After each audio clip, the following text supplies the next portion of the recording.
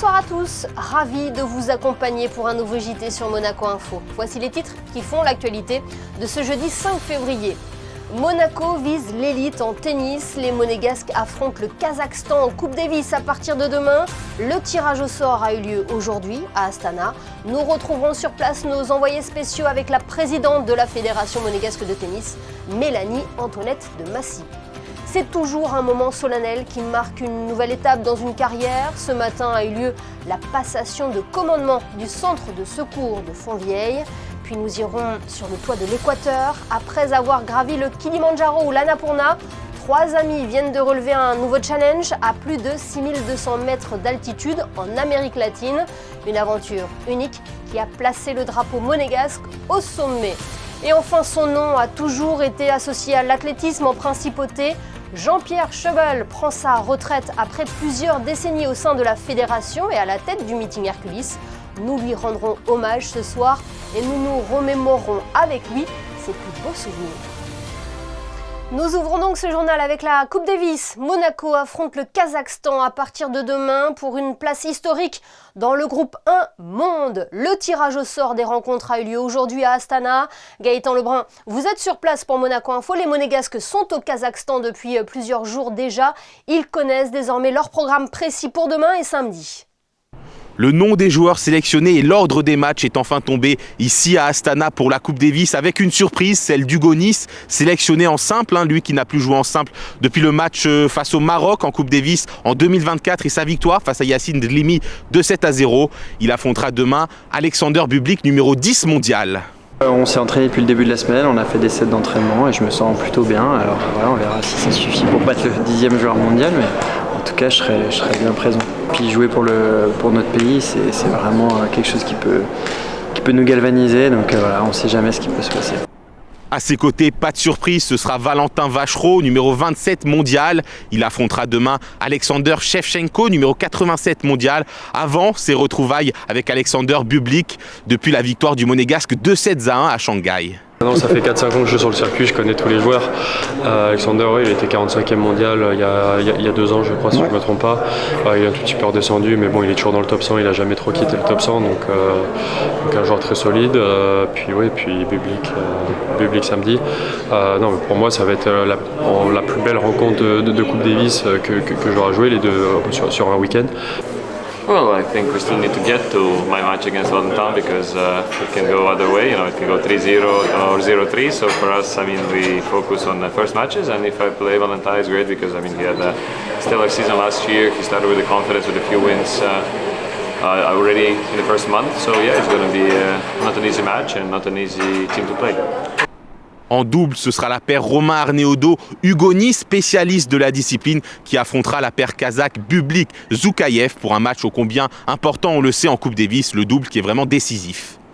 Nous, on n'a pas trop le droit à l'erreur parce que depuis qu'on n'a plus Lucas Katarina en numéro 2, c'est vrai que voilà, on a vraiment Valentin en numéro 1 qui n'a pas forcément le droit à l'erreur et nous en double on doit aussi gagner le point. Donc là on a 3 points, on vise 3 points sur 5 et les autres points ils sont très très compliqués pour nous. Un tirage au sort dans lequel les joueurs monégasques se sont pliés aux coutumes locales en arborant le taquilla vissé sur la tête et sur les épaules le traditionnel sakan. Les Monégasques déjà bien acclimatés aux coutumes du pays. Restons à Astana justement pour parler de cette rencontre ô combien capitale pour la principauté qui pourrait, en cas de victoire, accéder à l'élite du tennis mondial. Christophe Paco est aux côtés de Mélanie Antoinette de Massy, la présidente de la Fédération monégasque de tennis. Bonsoir Mélanie Antoinette de Massy. Bonsoir Christophe. On est ravis de vous retrouver ici à Astana, au Kazakhstan, pour un match qui s'annonce vraiment très excitant depuis ce qui s'est passé l'an dernier, que ce soit en simple et en double pour l'équipe de Monaco. Oui, nous avons vraiment atteint un niveau dans le monde du tennis assez remarquable. D'être dans les playoffs du groupe 1, nous étions aussi dans le passé et à chaque fois nous tombons contre les têtes de série, le Portugal l'an passé et donc maintenant cette année ici au Kazakhstan. Et ça montre vraiment le niveau de la Fédération monégasque de tennis, tant en simple qu'en double, comme vous le disiez, avec des exploits sportifs remarquables de Valentin, bien sûr, mais de Hugo et Romain également. Les trois tenants de titres de Masters 1000 en simple et en double respectivement. Donc c'est assez extraordinaire. Et quand on voit que à ce jour Monaco est 44e dans la liste des pays, dans le classement des pays en Coupe Davis, c'est tout à fait fantastique par rapport à la taille de notre pays. Est-ce qu'on regarde un petit peu différemment maintenant? Est-ce que c'est un point sur la carte Monaco, que ce soit sur le double ou le simple, comme vous l'avez rappelé? Est-ce que vous avez reçu par exemple plus de messages qu'auparavant? Eh bien, au niveau de tennis, Monaco a toujours été un point central, évidemment, ne serait-ce que grâce au tournoi. Donc, les gens nous connaissent grâce au tournoi, grâce au Monte Carlo Country Club, et également dû au fait que nous sommes une des plus anciennes fédérations. Je pense que nous étions dans les 25 premiers pays, les 25 premiers pays à jouer à la Coupe Davis. Notre première rencontre, c'était en 1929, avec la création de la Fédé en 1927. Donc voilà, une très vieille fédération presque centenaire. Mais c'est vrai que, si vous voulez, les résultats de nos joueurs depuis 2023, les exploits d'Hugo en double en 2023 et de Romain aussi qui était en finale chez nous, ça a déjà commencé à vraiment attirer l'attention. Nos résultats par équipe en Coupe Davis et l'année dernière contre le Portugal, nous avions reçu, même si nous avions perdu, c'était tellement proche, l'exploit était tellement proche, les matchs ont été extraordinaires et déjà à ce moment-là, personnellement, j'ai reçu énormément de messages disant vraiment fantastique, bravo, vous avez une équipe extraordinaire. Et puis à partir de là, évidemment, la victoire de Romain à la maison en double, Hugo en demi-finale de Roland-Garros, puis Valentin qui gagne en simple au Masters 1000 de Shanghai. C'était vraiment une belle année. 2025 était une très belle année et je pense que 2026 le sera encore plus. On l'espère. En tout cas, au moment de tirage au sort, Valentin, par exemple, est encore très loin. Il est 204e mondial. Aujourd'hui, il est 27e mondial à 27 ans et il va porter de tout son poids, avec le double, bien sûr, qui est toujours décisif. Il endosse ce rôle de favori. C'est un vrai beau leader pour vous? Ah oui, vous savez, je pense que chez nous, c'est vraiment une équipe, il y a une cohésion d'équipe, donc je veux dire qu'au sein de l'équipe, il n'y a pas réellement de leader. Après, évidemment, c'est notre numéro 1 en simple. Il a atteint un niveau tout à fait remarquable et nous comptons sur lui, évidemment, les 2 prochains jours, mais comme je compte aussi sur Hugo et sur Romain. Alors, Hugo va débuter difficilement face au numéro 10 mondial, l'enfant du pays ici, Alexander Bublik, évidemment, qui a été naturalisé à une époque ici pour le Kazakhstan. Ce sera pas un match facile. On l'a compris. Il faut gagner le double. On a mis Hugo Nice pour premier match et ensuite il y a Valentin Vachereau. Il faut gagner les 2 simples. C'est mathématique, les 2 simples et un double. Oui, il faut 3 matchs sur 5. Absolument, oui. Sachant que Alexander Bublik est résident en principauté de Monaco. Donc, il a même présenté tout à l'heure, nous le connaissons bien, donc il a présenté après le tirage au sort en disant mais attendez, moi aussi je viens sur la photo, je suis de Monaco aussi, évidemment en plaisantant, mais oui, nous devons gagner 3 matchs minimum. En tout cas, on le sent ici, l'atmosphère. On a pu parler à quelques représentants du Kazakhstan. On a même mis la tenue officielle. On a vu côté monégasque aujourd'hui, avec le petit chapeau qui va bien, le bob très particulier et la grande veste. On le sent ici, une émulation, parce que c'est plein, par exemple, pour samedi. Ce sera une fournaise à l'intérieur, dans un pays où il fait froid. Oui, en effet. Mais oui, ça m'inquiète un peu parce que je crois que la température au stade est de 22-23 degrés, mais vide. Donc, avec la chaleur humaine, ça risque de monter. Je pense que là, pour le coup, il va falloir prévoir plus des vêtements d'été. Alors, Hugo Nice, donc pour le premier simple, ensuite ce sera Valentin, le double qui commencera samedi, suivi de, on l'espère tous, 2 simples, avec à la clé un succès, parce qu'on y croit à Monaco. Depuis tout ce qui s'est passé, vous l'avez rappelé, pour les doubles comme pour le simple, on a cette espérance aujourd'hui d'aller plus haut, d'aller dans le groupe mondial. Oui, absolument. Eh bien, déjà, Valentin a battu Alexander Bublik au Masters 1000 de Shanghai. Donc, il a battu une fois. Il n'y a pas de raison qu'il ne batte pas une deuxième fois. Enfin, dans le sport, on ne sait jamais. Mais donc, oui, absolument, nous y croyons. Hugo joue très bien en simple. Il joue très bien en ce moment, très bien sur dur. Donc, ça va être très difficile, mais il a toutes ses chances demain. Et en double, il faut quand même rappeler que Hugo est top 20 mondial. Bien sûr. Romain est top 50 mondial. Le meilleur classement d'Hugo a été 12e et Romain, ça a été 38e mondial. Donc nous avons une équipe de double vraiment très, très solide. Donc oui, Monaco a toutes ses chances. Ça va être très compliqué. De nouveau, le Kazakhstan était une des plus hautes têtes de série. Peut-être la pire équipe pour nous au niveau tennistique. Mais moi, je crois en mes joueurs et nous avons toutes nos chances, oui. Ça va être formidable ce week-end ici, le Kazakhstan à Astana. Merci Mélanie Antoinette de Massy. Bon match pendant 48 heures ici à Astana. Merci à vous et merci à Monaco Info d'avoir fait le déplacement, d'être ici avec nous dans le grand froid et de retransmettre les matchs en direct à Monaco. Et oui, comme vient de le dire Mélanie Antoinette de Massy, Monaco-Kazakhstan en Coupe Davis sera à suivre en direct sur notre antenne. Premier match demain à partir de 10h50 et ne manquez pas le débrief avec les experts tennis Christophe Pacaud et Gaëtan Lebrun.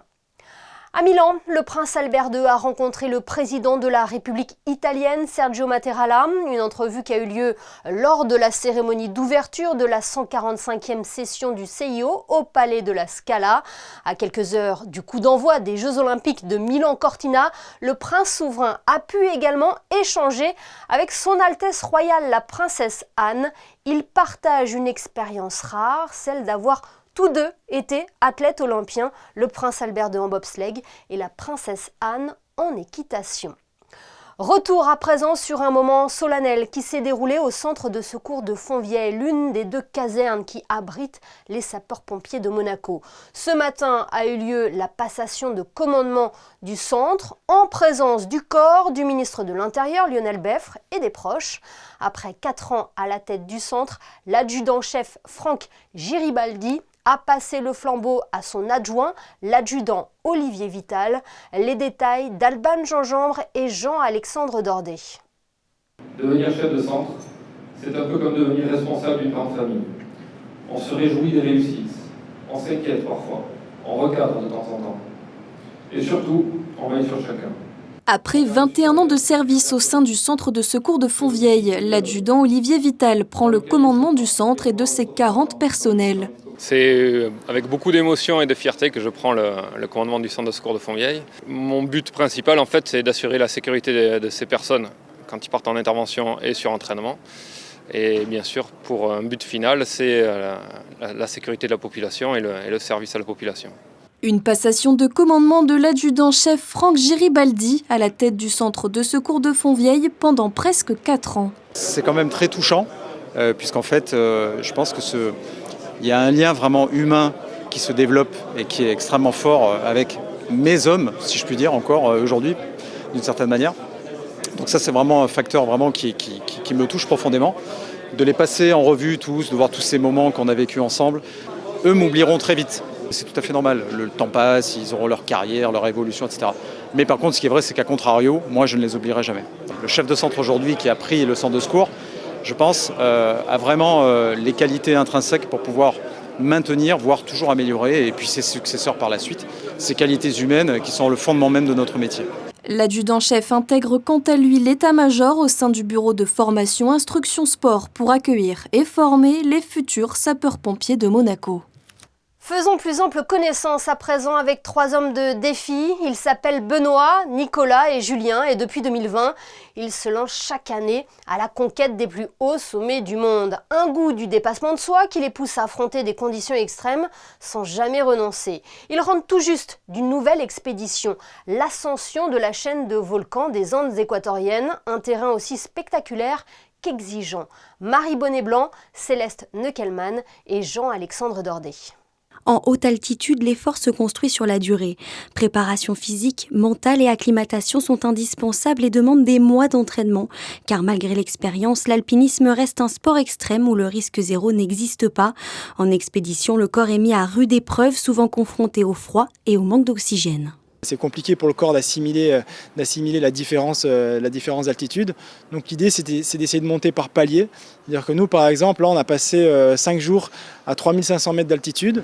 Et tous les jours, en fait, on montait par palier. C'est-à-dire qu'on est monté un jour à 4000 mètres, on est redescendu dormir à 3005. Le lendemain, on est monté à 4500 mètres, on est redescendu dormir à 3005. Le surlendemain à 4008 pour ensuite aller toucher le sommet.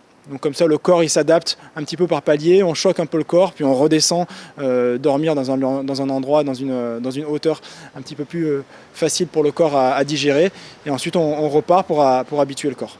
Popularisé par les réseaux sociaux, l'alpinisme fait rêver. Pourtant, cette discipline est exigeante. Elle n'est pas accessible à tous et doit toujours être abordée avec sérieux, notamment en termes de préparation et de sécurité. Il y a tous les niveaux de difficulté qui existent, du premier débutant avec des altitudes basses jusqu'à la pratique que nous faisons, c'est-à-dire la haute altitude au-dessus de 6000 mètres, qui là demande une préparation physique beaucoup plus adaptée, des moyens financiers plus importants parce que ça demande de voyager, et aussi technique parce que ça demande un apprentissage de la discipline, des techniques sur glacier, d'escalade, beaucoup de choses. Donc on en parle beaucoup, mais ce n'est pas quelque chose qui est très accessible. Il faut de la préparation et du temps. En parallèle de leur expédition, ils ont créé l'association Wolfpack Sport Team pour promouvoir le sport pour tous. Prochain objectif pour les 3 copains, 2027, direction l'Alaska et le plus haut sommet d'Amérique du Nord. Ce soir, nous avons voulu mettre en valeur un homme, un visage bien connu de la principauté et de l'athlétisme à Monaco. Après une longue et riche carrière, Jean-Pierre Schöbel tire sa révérence pour savourer une retraite bien méritée. Il incarnait notamment le meeting Hercules depuis septembre 1987, soit 39 ans de dévotion à cet événement devenu incontournable. Jean-Pierre Schöbel est notre invité ce soir. Bonsoir Jean-Pierre. Bonsoir. C'est toujours un plaisir de vous recevoir sur notre antenne et cette fois-ci c'est un moment très particulier pour vous et pour nous aussi parce que c'est votre départ à la retraite. J'imagine qu'il y a quand même une petite émotion, Jean-Pierre, ce soir. Oui, c'est clair que ça donne une sacrée émotion. C'est vrai que c'est quelque chose qu'on pense qui va arriver, mais on retarde toujours et puis quand c'est le moment, mais c'est super, c'est très bien. Quel regard portez-vous sur toutes ces années passées à la Fédération monégasque d'athlétisme ? Je dirais à la fédération que du bonheur. Vraiment, j'ai eu la chance de rester à cette fédération et de faire des choses merveilleuses. Donc c'est vrai que le temps pour moi n'a pas passé. C'est pour ça que je suis resté aussi longtemps actif. Sinon, j'aurais pu prendre la retraite beaucoup plus tôt. Est-ce que c'est aussi parce que l'athlétisme est un sport qui passionne, qui unit, qui rassemble ? De toute façon, l'athlétisme, c'est mon sport depuis toujours. Depuis, je dirais, mon plus jeune âge, c'était l'athlétisme et l'enseignement de l'éducation physique, puisque c'était aussi mon métier d'être professeur d'éducation physique. Mais ces deux activités, en effet, sont quelque chose qui me passionne et qui me passionneront toujours. Je serai toujours intéressé pour voir de l'athlétisme et du sport. Et vous avez toujours été le grand témoin de cette progression de l'athlétisme en principauté, hein. Sur Monaco, oui, c'est vrai. Depuis que je suis arrivé il y a 51 ans, puisque je suis arrivé en 75, les choses ont quand même pas mal changé, oui, en effet. Donc on vous doit un petit peu à cette progression de l'athlétisme, Jean-Pierre. Disons que je suis un des maillons, mais il y a beaucoup d'autres personnes qui ont été très actives à ce niveau-là. Et je veux dire, j'étais qu'un petit exécutant, mais je l'ai fait avec un immense plaisir. Mais en tout cas, tout le monde salue votre carrière, votre implication jusqu'au plus haut niveau des anonymes aux personnalités. World Athletics vous a distingué lors du dernier meeting Hercules. Tous ces témoignages, ils représentent quoi pour vous ? C'est vrai que j'ai été très surpris et ça m'a très touché d'avoir tous ces signes d'amitié au moment où j'ai annoncé que je partais à la retraite, que ce soit de World Athletics, de ma fédération monégasque d'athlétisme avec son président, le prince Albert, de toute mon équipe. Et c'est vrai que c'est des moments qui m'ont été particulièrement, qui m'ont touché particulièrement. Parlons justement du meeting Hercules. Vous resterez son directeur historique. C'est un peu votre bébé et c'est un pari qui a grandement été réussi, hein. Oui, c'est vrai que 39 ans à la barre du meeting, c'est pas rien, mais c'est quelque chose que j'ai fait avec passion et avec une belle équipe aussi, puisque Frédéric, qui a pris ma suite, était déjà avec moi il y a 38 ans, donc c'est dans la continuité que ça se fera et je suis très content que ça se passe ainsi. Et en 39 ans, vous en avez accueilli des champions olympiques, des champions du monde. Vous avez été aussi témoin de nombreux records, hein. Oui, on a eu la chance d'avoir le meeting à monter en puissance et d'arriver à les résultats qui ont été les nôtres dernièrement. C'est vraiment quelque chose d'exceptionnel, oui. S'il y avait un souvenir à garder en tête de votre histoire, on peut le dire, avec la Fédération monégasque d'athlétisme, lequel serait-il, Jean-Pierre ? Moi, je trouve que c'est toujours difficile d'en sortir un. Je pense 92, après les Jeux Olympiques de Barcelone, quand j'ai fait un avion charter et qu'on est arrivé à Barcelone avec entre autres Marie-Jo Pérec et qui a couru à Monaco, c'était exceptionnel. Pour moi aussi, Usain Bolt qui fait son dernier meeting à Monaco et qu'on fait le stade archi plein, on doit fermer la billetterie 2 jours avant. C'est des grands événements et je trouve que c'est vraiment, ça restera gravé pour moi à toujours. Et maintenant, Jean-Pierre, quels sont vos projets ? Les projets, c'est prendre un peu de temps pour moi, pour mes enfants, mes petits-enfants, et puis faire des choses que je n'ai pas eu le temps de faire, de voyager tranquillement avec mon épouse et prendre le temps d'être plus calme et d'avoir moins de pression quand même. Vous garderez quand même un œil sur les actualités de la fédération. Bien sûr, de toute façon, ça restera ma passion et je souhaite vraiment rester encore en contact avec eux le plus longtemps possible. Et on espérera aussi rester en contact avec vous, Jean-Pierre. Merci beaucoup d'avoir été notre invité ce soir et très belle retraite à vous. Merci beaucoup. Parlons à présent d'un groupe mythique, de légende de la musique. Les Beatles continuent de marquer des générations. Ils inspirent même des metteurs en scène. Sur les planches du Théâtre des Muses, la compagnie Hors des Clous présente Lennon et McCartney, une pièce musicale imaginée autour de la rencontre entre les deux artistes. Chrisinda Petit-Homel vous en dit plus dans ce reportage réalisé avec Camille Caloni et Bastien Pigeon. Lennon et McCartney retracent l'histoire d'une amitié hors du commun, celle de John Lennon et Paul McCartney, 2 jeunes artistes devenus des icônes mondiales. Et c'est dans l'ambiance feutrée du Théâtre des Muses que cette histoire mythique prend vie. Cette pièce est née du fait que je suis un grand fan des Beatles depuis mon adolescence. C'est un ami qui, au lycée, qui m'a fait découvrir les Beatles. Il m'a fait une cassette avec un best-of de son cru. Et depuis, cette passion m'a jamais lâché, en fait. Et dès cet instant, je suis allé à la bibliothèque, compulser des livres sur les Beatles. Il y en avait un qui décrivait ce que faisaient les Beatles jour par jour. Et je ne sais pas pourquoi, je me suis mis à me passionner sur leur histoire. Non seulement leurs chansons, mais aussi leur histoire personnelle. Il y a une première version de la pièce de théâtre qui était moins musicale. Et puis, j'ai vu que le public réclamait plus de chansons, plus de musique dans la pièce. Alors là, je me suis dit qu'il fallait que je trouve vraiment des comédiens qui soient à la fois bons comédiens et bons musiciens et bons interprètes.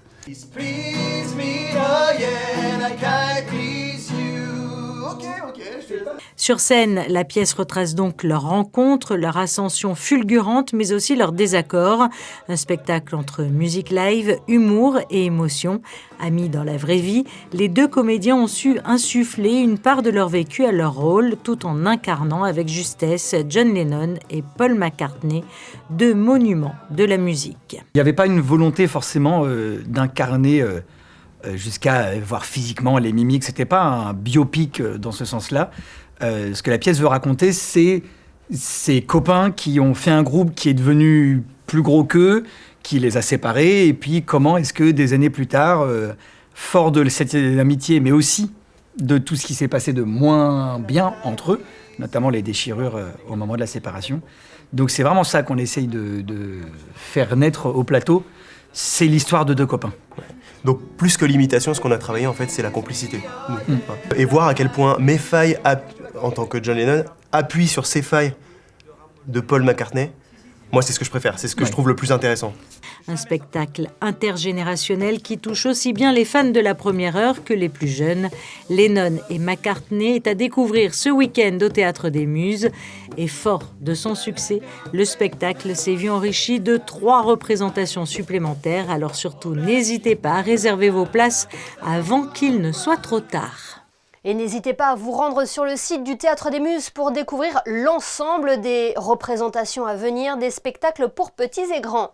Ce journal touche à sa fin, on le referme comme on l'a débuté avec la Coupe Davis et les photos de Manuel Vitali. Les premières rencontres face au Kazakhstan seront à suivre en direct sur Monaco Info à partir de 10h50 demain et commentées sur place par Christophe Paco et Gaëtan Lebrun. Une place dans l'élite du tennis mondial est en jeu. Demain, vous aurez le plaisir également de retrouver Sarah Nkari à la présentation de votre JT. Passez une très belle fin de semaine sur Monaco Info.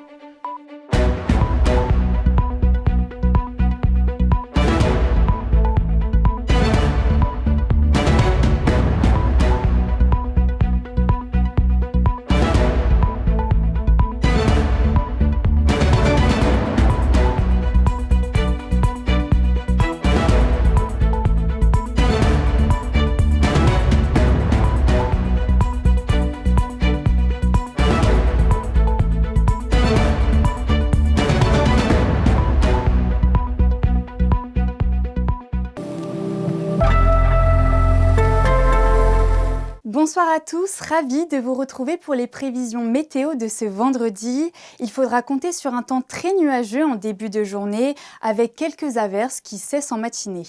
De belles éclaircies sont toutefois prévues en début d'après-midi.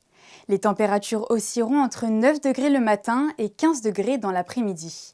Le soleil se lèvera à 7h39 et se couchera à 17h49. Nous souhaiterons une bonne fête à tous les Gastons et en ce 6 février, avis aux amateurs de bolides anciens, le rallye Monte-Carlo historique arrivera au Port Hercule vers 16h30. Une belle occasion de voir plus de 250 voitures de course construites avant 1986. Je vous souhaite une belle soirée sur Monaco Info.